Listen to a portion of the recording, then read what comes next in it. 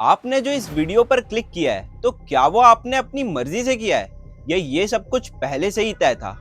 अच्छा चलिए, वीडियो तक तो ठीक है, लेकिन आप क्या अभी जिस स्थिति में हैं वो आप अपनी मर्जी से हैं या ये भी पहले से डिसाइडेड था?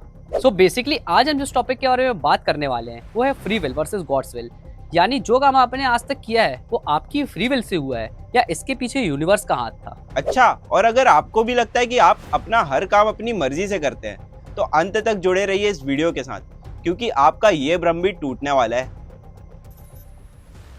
ऐसा माना जाता है करीब 13.8 बिलियन ईयर्स पहले जब बिग बैंग से इस यूनिवर्स की शुरुआत हुई थी, उसी समय सब कुछ प्री डिटरमाइंड हो चुका था। I know this might sounds weird, but यही रियलिटी है। क्योंकि सच ये है कि आप जो कुछ भी कर रहे हैं वो आपकी मर्जी से नहीं हो रहा। And point to be noted, ये साइमुलेशन हाइपोथेसिस जैसा कोई कॉन्सेप्ट भी नहीं है जिसमें कोई आपको कंट्रोल कर रहा हो, बल्कि सच्चाई ये है कि आप, मैं और ये फोन और इस ब्रह्मांड की सारी लिविंग और नॉन लिविंग चीजें जो कुछ भी कर रही हैं, जो पहले कर चुकी हैं और जो आगे करेंगी, सब कुछ पहले से ही लिखा जा चुका है और चाहकर भी उसे बदला नहीं जा सकता। और ये बात हम कोई हवा हवाई नहीं कर रहे, ये हमारे धर्म ग्रंथों में कई युगों पहले से ही लिखी जा चुकी है, जो आगे चलकर बड़े बड़े साइंटिस्ट भी इसे प्रूव कर चुके हैं। तो आसान भाषा में फ्री विल होता है कि ह्यूमंस कोई भी काम अपनी इच्छा, अपनी मर्जी के अनुसार कर सकते हैं। वहीं गॉड्स विल कहता है कि हम सब इंक्लूडिंग द होल यूनिवर्स चलते हैं भगवान की इच्छा से, यानी कुछ तो ऐसी एनर्जी है जो हमें चला रही है। तो क्या लगता है आपको, अगर हमारे पास फ्री विल है तो उस पर हमारा 100% कंट्रोल है? चलिए इसे समझते हैं हम एक गरुड़ पुराण की कहानी से। एक दिन एक डाली पर एक तोता बैठा था और वहां से यमराज तोते पर हंसते हुए गुजरते हैं। यह देखकर तोता घबरा जाता है कि यमराज मुझे देखकर हंसे क्यों, कहीं कुछ बुरा तो नहीं होने वाला मेरे साथ। और इसी गंभीर सोच और भय में तोता पहुंच जाता है गरुड़ जी के पास और अपनी सारी चिंता उनके सामने रखता है और उनसे कहता है कि मुझे किसी भी तरह बचा लीजिए। अब गरुड़ भी भगवान विष्णु के वाहन थे, तो उन्होंने तोते को आश्वासन दिया कि चलो मैं तुम्हें यहाँ से 7 समंदर पार दूर कहीं ऐसी जगह छोड़ देता हूँ जहाँ तुम पूरी तरह सुरक्षित रहोगे। और ऐसा माना जाता है कि गरुड़ जी की चाल मन की चाल से भी ज्यादा तेज होती है। मतलब जितनी देर पे हम कुछ सोच सकें उससे कहीं ज्यादा तेज गरुड़ यहाँ से वहाँ ट्रेवल कर सकते हैं। अब तोता 7 समंदर पार पहुंचकर रिलैक्स फील करता ही है कि वहाँ यमराज प्रकट हो जाते हैं। तब तोता यमराज से पूछता है कि प्रभु आप यहाँ कैसे पहुंच गए और आप उस समय मुझे देखकर मुस्कुराए क्यों थे? तब यमराज बताते हैं कि जब मैं वहां से गुजर रहा था तब से कुछ ही घंटों बाद तुम्हारी मृत्यु यहाँ 7 समुंदर पार इतनी दूर लिखी हुई थी। तब मैं ये सोचकर मुस्कुरा रहा था कि यह तोता इतने घंटों में इतनी दूर पहुंचेगा कैसे। तभी एक बिल्ली पीछे से आकर उस तोते को खा जाती है। इस कहानी से हम ये समझ सकते हैं कि उस तोते ने हर वो कोशिश की जिससे वो अपनी मृत्यु को टाल सके, लेकिन इनडायरेक्टली देखा जाए तो उसी ने अपनी मृत्यु का रास्ता बना लिया। तो बस इतना ही कंट्रोल होता है हमारा हमारे ऊपर जितना उस तोते का उसके जीवन में था। हमें बस ऐसा महसूस होता है कि हम सब कुछ अपने मर्जी से कर रहे हैं, पर इनडायरेक्टली हमारे सारे डिसीजंस यूनिवर्स के बने प्लान्स को ही फॉलो करते हैं। तो अगर आपको अभी भी यकीन नहीं हुआ कि हमारे पास कोई फ्री विल नहीं है, तो चलिए एक साइंटिफिक एक्सपेरिमेंट के बारे में बात करते हैं जिसने ये साबित किया कि कोई फ्री विल एग्जिस्ट नहीं करती। 2008 में जर्मनी के मैक्स प्लैंक इंस्टीट्यूट में एक न्यूरोसाइंस एक्सपेरिमेंट हुआ जिसने ह्यूमन फ्री विल की सोच को हिलाकर रख दिया। इस एक्सपेरिमेंट को लीड किया डॉक्टर जॉन डायलन हाइंस ने, जो एक री-ओन्ड न्यूरो साइंटिस्ट हैं। इस एक्सपेरिमेंट में कुछ नॉर्मल वॉलंटियर्स को बुलाया गया और उन्हें एक fMRI ब्रेन स्कैनर के अंदर लिटा दिया गया। और आप ये सुनकर शॉक्ड हो जाएंगे कि fMRI एक ऐसी मशीन होती है जो थॉट्स नहीं बल्कि ब्रेन एक्टिविटी के पैटर्न्स को ट्रैक करती है, जैसे ब्लड फ्लो और ऑक्सीजन यूसेज।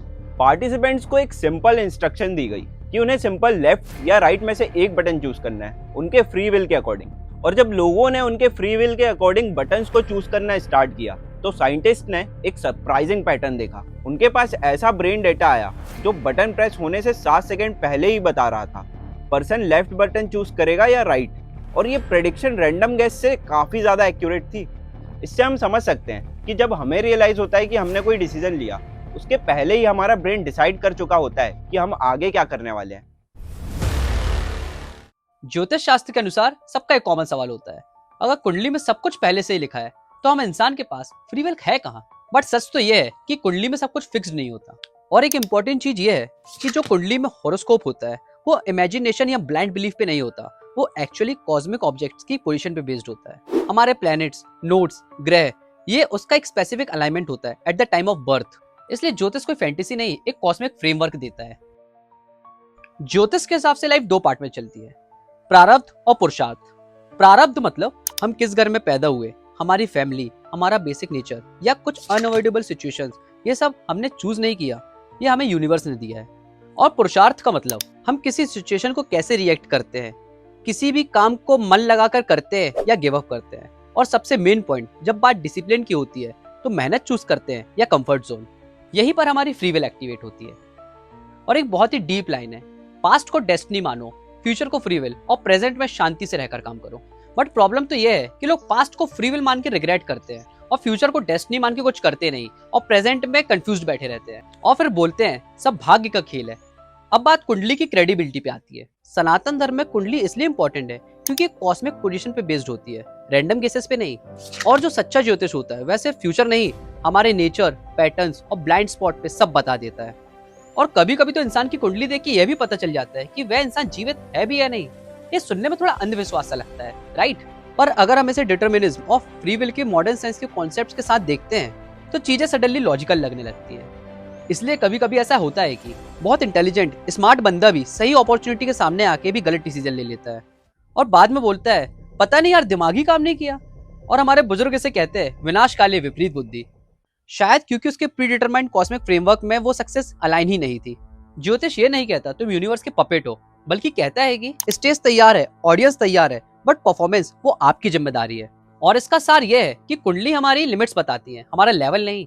और जो इंसान हर चीज अपनी डेस्टिनी पे डाल देता है, यानी वो कभी एस्ट्रोलॉजी को समझा ही नहीं, बस वो अपने कर्म और जिम्मेदारियों से भाग रहा है।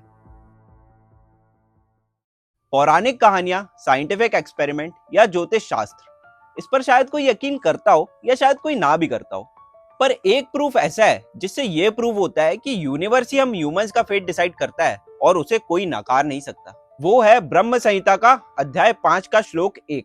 ईश्वरा परमा कृष्ण सच्चिदानंद विग्रह अनादिरादिर गोविंद सर्व कारण कारणम। अर्थात कृष्ण ही परम ईश्वर है, उनका दिव्य शरीर अनंत चेतना और आनंद से निर्मित है। उनका स्वयं कोई आरंभ नहीं है, किंतु संपूर्ण ब्रह्मांड का आरंभ उन्हीं से होता है। वे प्रत्येक कारण के भी मूल कारण हैं। अगर हर घटना का कोई कारण होता है और उस कारण के पीछे का भी कोई कारण होता है, तो ये चेन कहीं ना कहीं जाकर तो रुकती ही होगी। और ब्रह्म संहिता के हिसाब से वो अंत है कृष्ण। और ये यूनिवर्स इतने प्रेसिजन और इतने एक्यूरेट डिजाइन के साथ चलता है, तो सोचिए हम ह्यूमंस इसको नकार कैसे सकते हैं। इसका मतलब यह है कि इतने बड़े यूनिवर्स में एक छोटा सा मॉलिक्यूल भी कहाँ होगा, किस कंडीशन में होगा, किस पोजीशन में होगा, ये भी वही डिसाइड करते हैं। तो दोस्तों, इतना जानने के बाद भी आपको क्या लगता है कि फ्री विल एग्जिस्ट करती है या नहीं? कमेंट्स करके जरूर बताइए और चैनल को सब्सक्राइब भी करिएगा।